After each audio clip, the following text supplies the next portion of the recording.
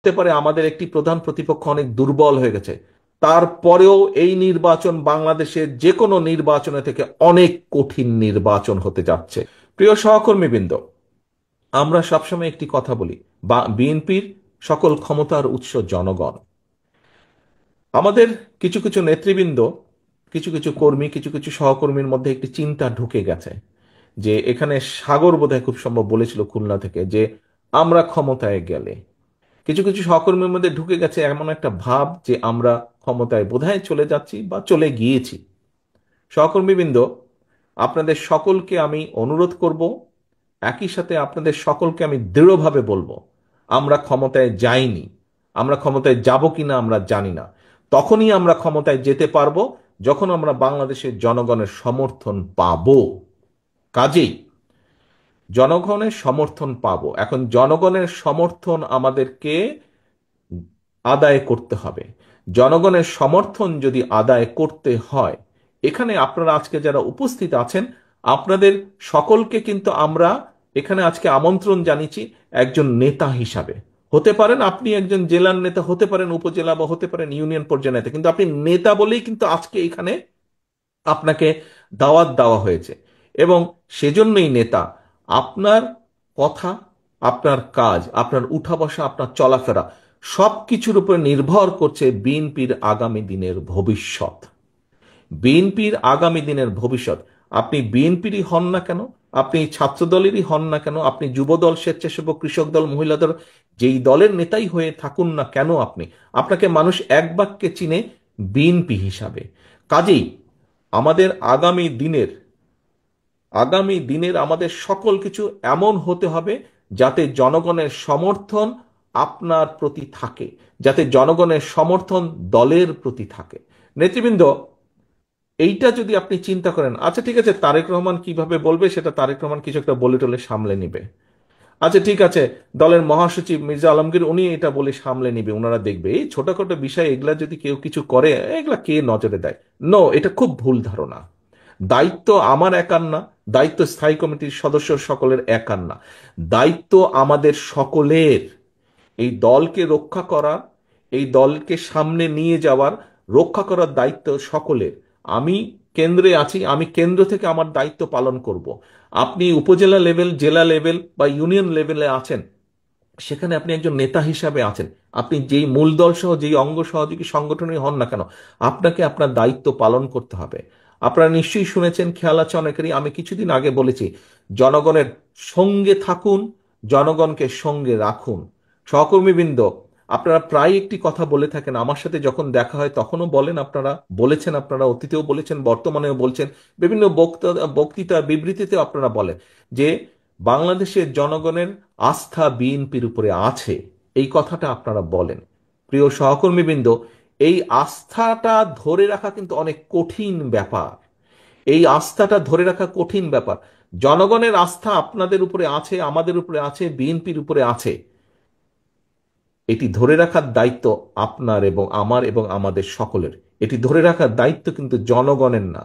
জনগণ আস্থা রাখবে তার উপরেই যে জনগণের সাথে থাকবে। জনগণ আস্থা রাখবে তার উপরেই, জনগণ যখন দেখবে যে আমি তার উপরে আস্থা রাখেছি এই কারণেই, কারণ আমি যেভাবে চাই সে সেভাবে কথা বলছে, আমি যেভাবে চাই সে সেভাবে বিহেভ করছে, সেভাবে চলছে, সেভাবে উঠছে, সেভাবে বসছে। প্রিয় সহকর্মীবৃন্দ, এই কথাগুলো আমি এই কারণে বলছি, আপনারা হয়তো মনে মনে কেউ কেউ ভাবছেন যে তারেক রহমান তো এই কথাগুলো দুদিন আগেও বলেছে, একই কথা বারবার বলে কেন? একই কথা এই জন্য বারে বারে বলছি সহকর্মীবৃন্দ, আগামী দিনে যে নির্বাচনটি আসছে, আগেও বলেছি, আজও আপনাদের সামনে আমি তুলে ধরতে চাই পরিষ্কারভাবে। আপনারা পত্রপত্রিকা দেখছেন, খবরাখবর রাখছেন, আপনারা আপনারা যদি সকল কিছু বিবেচনা করেন, পরিষ্কার, দিন যত যাচ্ছে পরিষ্কার হয়ে যাচ্ছে। আমি আজকে থেকে প্রায় 3 মাস আগে আমি এই কথাটি বলেছিলাম, দিন যত যাচ্ছে তত পরিষ্কার হচ্ছে সামনের যে নির্বাচন এটি এত সহজ না।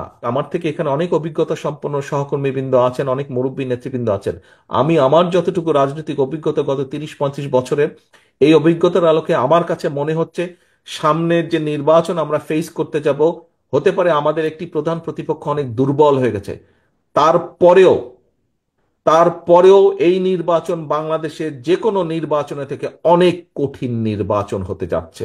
অনেক কঠিন নির্বাচন হতে যাচ্ছে, কারণ 20 বছর আগের যখন মানুষ নির্ভয়ে, কম বেশি নির্ভয়ে ভোট দিতে পারতো, আপনি যদি সেই 2001-এর নির্বাচন ধরে থাকেন, সেই সময় থেকে মানুষের চিন্তাধারা পরিবর্তন হয়েছে, মানুষের ধ্যান ধারণার পরিবর্তন হয়েছে, মানুষ এখন অনেক অনেক সচেতন, সেটি সামাজিক মাধ্যম সহ বিভিন্ন কারণেই হোক না কেন।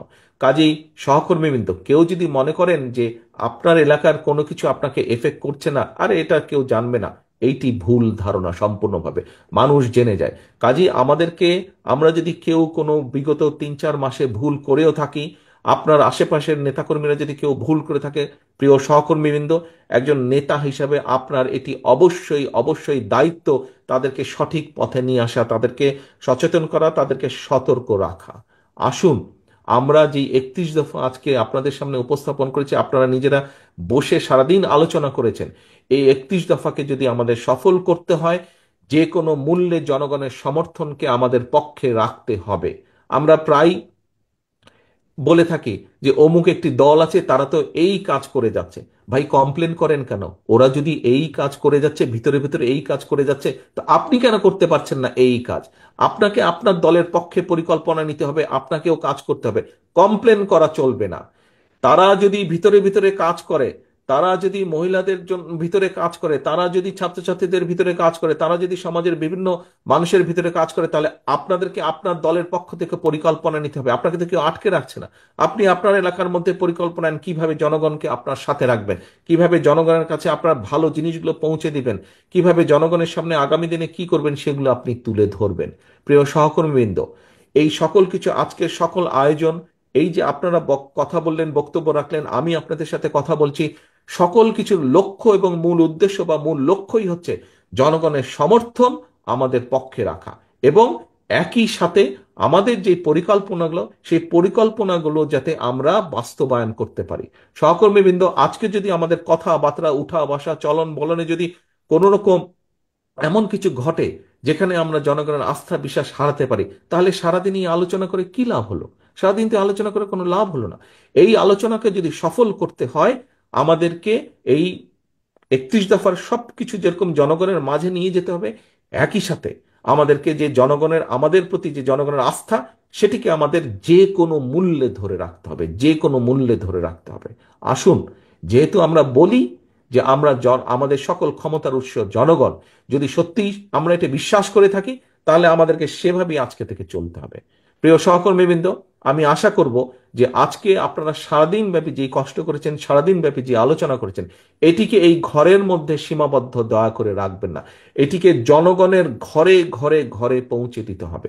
এবং আমি দৃঢ়ভাবে বিশ্বাস করি, বিগত 17 বছর স্বৈরাচারের বিরুদ্ধে আপনারা সংগ্রাম করে যেভাবে টিকেছিলেন, কাজেই তার থেকে অনেক সহজ হবে এই কাজটাকে জনগণের ঘরে পৌঁছে দেওয়ার জন্য। এত কঠিন একটি পথ যদি আপনার পাড়ি দিয়ে আসতে সক্ষম হয়ে থাকেন, তাহলে এই যে আজকে একটু কষ্টের করেই আমরা কিন্তু জনগণের মধ্যে আমাদের এই 31 দফাকে নিয়ে যেতে পারি। এই কাজটি খুব সহজেই আপনারা করতে সক্ষম হবেন সকলকে।